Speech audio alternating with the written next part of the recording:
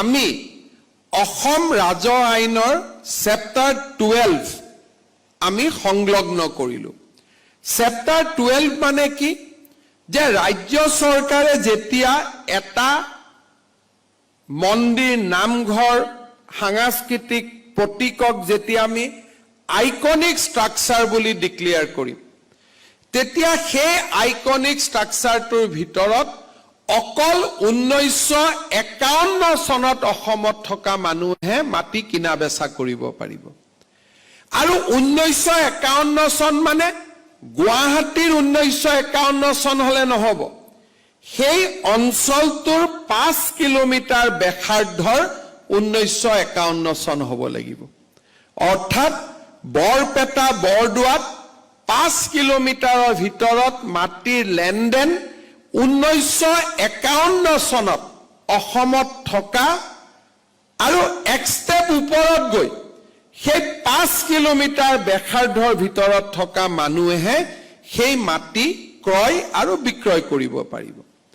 বৰ্তমানে যোনে মাটি ভোগ কৰি আছে তেওঁলোকক আমি এভিকশনৰ ব্যৱস্থা ৰখা নাই, কিন্তু সেকেন্ড ল্যান্ড সেল তেওঁলোকে যেতিয়া দ্বিতীয়বাৰ কাবাক মাটিটো বিক্ৰী কৰিব খুজিব সেই 5 কিলোমিটাৰ ব্যাসাৰ্ধৰ 51 চনত অসমত থকা মানুহ এজনকহে কৰিব পাৰিব। অৰ্থাৎ হয় মাটি তেওঁলোকে নিজৰ লগত ৰাখিব লাগিব, নহলে খিলঞ্জীয়া মানুহ এজনক সেই মাটি তেওঁলোকে দিব লাগিব। আমি বৰ্তমান বৰপেটা মাজুলী আৰু বটদ্ৰৱাক এই কামৰ বাবে এই মহান কামৰ বাবে নিৰ্বাচিত কৰিছো। আইনখন গ্ৰহণ কৰাৰ পিছত মই নিজেই আচৰিত হৈছো যে আইনখনৰ প্ৰয়োজনীয়তা, আইনখন লোৱাৰ আগত যিমান মই ভাবিছিলো আইনখন গ্ৰহণ কৰাৰ পিছত আইনখনৰ প্ৰয়োজনীয়তা মই আৰু বেছিকৈ কৰবাত নহয় কৰবাত অনুভৱ কৰিছো। বৰপেটাৰ আয়ুক্তই ক'ব পাৰিব যে 5 কিলোমিটাৰৰ ভিতৰত যদি বৰপেটা সত্ৰৰ প্ৰতি আনুগত্য নথকা মানুহ সোমাই আহে তেতিয়াহ'লে তাৰ ৰিজাল্ট কি হ'ব? তাৰ ৰিজাল্ট সত্ৰৰ লগত 5 কিলোমিটাৰ ভিতৰত এটা মছজিদ হ'ব বা এটা মন্দিৰ হ'ব। দুদিন পিছত তাত নামাজ আৰু দুৰ্গা পূজা হ'ব আৰু লাহে লাহে সত্ৰৰ পৰা মানুহ আঁতৰিব আৰম্ভ কৰিব, মাটি বিক্ৰী কৰা আৰম্ভ কৰিব।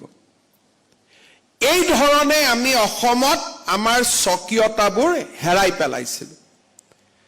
ৰিভাৰ্সলি মন্দিৰ আৰু মছজিদ এটাৰ কথাটো আমি একেই ক'ব পাৰো।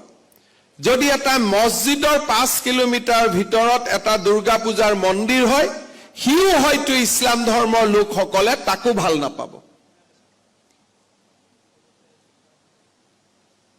এই কথাবিলাক আমি এনেকুৱা ৱৰ্কশ্বপত আলোচনা কৰিব লাগে। এই ফিডবেকবিলাক অফিচাৰৰ পৰা আহিব লাগে।